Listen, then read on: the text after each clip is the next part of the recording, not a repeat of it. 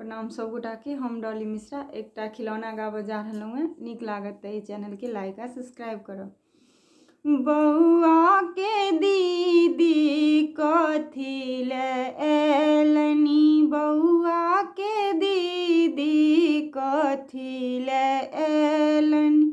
नहीं लेलन धोती नहीं लेलन साड़ी, नहीं लेलन धोती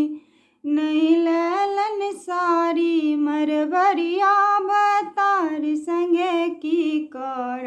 एलनी, कपरिया भतार संगे की कर एलन, बौआ के दीदी की कर एलन,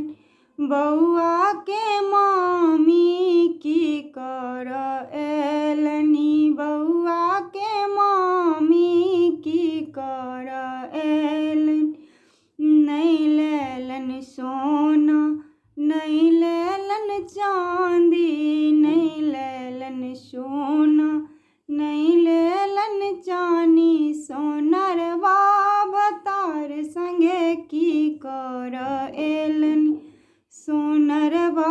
भतार संगे की कर एलन, बौआ के दीदी की कर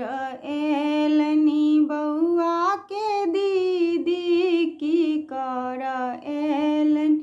नहीं लेलन लड्डू नहीं लेलन खाजा, नहीं लेलन लड्डू